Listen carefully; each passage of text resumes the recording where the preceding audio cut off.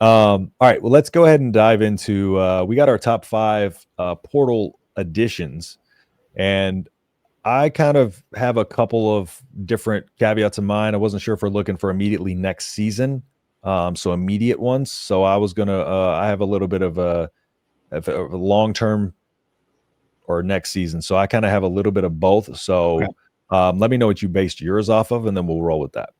Mine was immediate impact next season. Cool. Gotcha. For the most part. Yep. All right. Let's go ahead and we'll take it away with your number 5. My number 5, Andrew Marshall, cornerback from Idaho. Because he can help in punt and kick return. And I think he's going to probably be your starting corner opposite of Sayer Wright.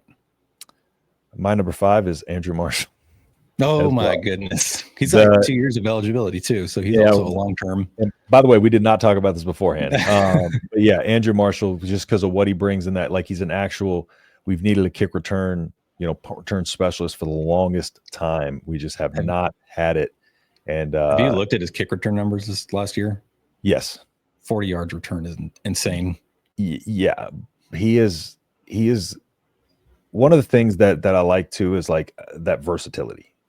Oh yeah. Like just him, we have somebody who came in here who really wasn't, didn't command a lot of money. Like you said, it's 2 years of eligibility left, and we could use him at multiple positions with dual purpose. And I think that's one of the biggest things, in rules value meter is guys who can play multiple positions, do multiple things for him. That's where he gets his most, production out of those guys, and those are the guys he targets, dual sport athletes, that type of thing. So we got a super chat in here from Jason. Jason, thank you so much for the super chat, man. Really, really appreciate y'all.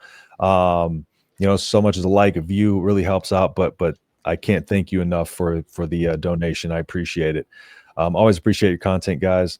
Love catching your cast. Thank you, Jason. And yeah, like I said, I've been off this last week. My sister was in town, setting up some other stuff for my personal training. That I'm starting back up too. So, but we're back after it 100% ready to get going after it. So thank you so much, man. And thank you for checking out the channel.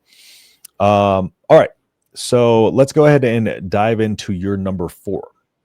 I have Marquise, or is it Marquez Watson Trent, linebacker, Georgia Southern. Yeah, I think it's Marquise. Or yeah, 100% sure. Yeah, who knows? And I'm terrible at pronunciations. Makai Nelson's dad pronounced Makai Nelson's name wrong, and Makai's dad was in my chat. I'm like, my bad. Sorry about that.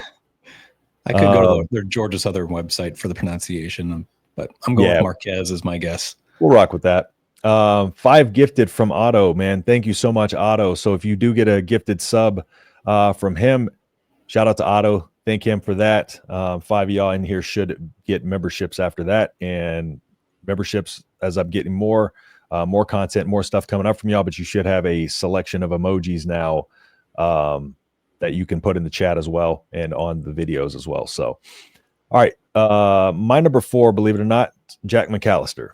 I was thinking either between the long snapper or Jack, but just Jack McAllister is elite at what he does, and we really take some of the punting for granted. We don't get that pick 6 with Tommy Hill unless Buschini puts him in that situation. Where I actually compared him a lot to Buschini, very similar statistically as well, especially at dialing it in like the 20s, the 10s, the 5s, like pinning them deep, and that Tommy Hill got the pick 6. That's what got the attention, but that punt, you don't do it without that punt. So field position is extremely important, especially in the Big Ten. So Jack McAllister is my number 4. All right, who do you got at 3? This is where I went long-term outlook. I went Williams Nwarni, DN from Missouri. Yeah, almost freak athlete. Almost threw him in here as well. But this is where I have a combo of like short-term versus long-term. Two at my number 3. So short-term, Nazea Hunter. I think Nazea is going to be a huge part of this offense, and he's a guy who can, he reminds me of what Isaiah Nair was supposed to be. He's a big body guy who can, occasionally go up and get jump balls, but he operates well, making people miss in space. And then kind of more long-term outlook, if I was going to go wide receiver there, was Harley Gilmore. Harley Gilmore, can't say enough good about him. He came on a campus at Kentucky when he was 16 years old. And the coaches had nothing but good things to say about him. Even Kentucky fans couldn't say a bad word about him. They were so upset when he left, and that's a sign you're getting a good player when the other fan base doesn't say a bad word about him either. So we could do straight number 2 because I'm very similar. I had Dane Key and Isaiah Hunter as long-term and immediate. Very fitting. Dane Key's my number 2 as well. Dane Key, I look at him and Hunter too as a very similar version of Banks, but probably better. Bigger body, going to catch the balls over the middle, sideline throws. I read a really interesting stat that Dane Key on 45% of his catches and routes run this year at Kentucky was 10 to 19 yards. Mm-hmm.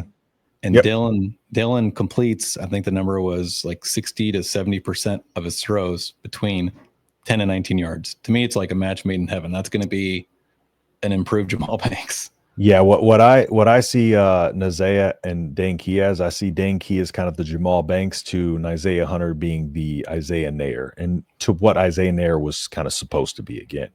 Because Isaiah can go up and get balls when you need him to, but he's really good at making people miss as well. And then Dane Key, I did a full breakdown on him. His route running is some of the most beautiful route running I've seen on film in a long time. Yeah, like he gets in and out quick. And it's excellent. Not only that, he does it against some of the elite of the elite, you know. Jason, thank you so much for becoming a member, man. I appreciate everybody's contributions today, man. Y'all are fantastic. Thank y'all so much for everything. And yeah, I can't thank y'all enough for rocking with the channel. Everybody in here in the chat, thank y'all so much. So I appreciate every single contribution, like I said, but thank you, Jason. All right, let's go ahead and get to your number 1. Kevin Galick. For obvious reasons. We need a long snapper that can snap the ball. I went on an absolute tirade about a week ago about long snapping and special teams play. I was between at 4, Jack McAllister or the long snapper. I couldn't decide, but I'm going Desan McCulla at number 1.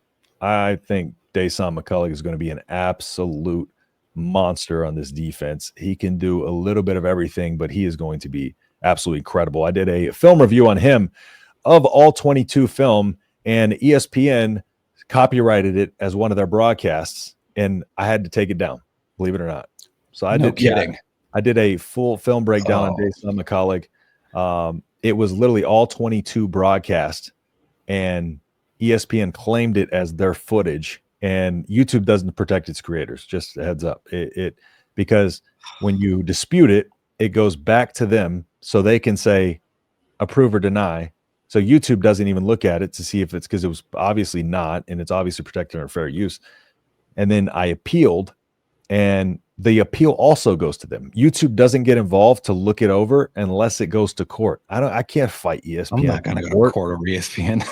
Oh, and they copyright claimed 13 seconds of it. I'm like, get out of here. So I had to delete that, or else I had a copyright strike on it. It's wild. It's wild. I'm still upset about that. But Desan McCulla.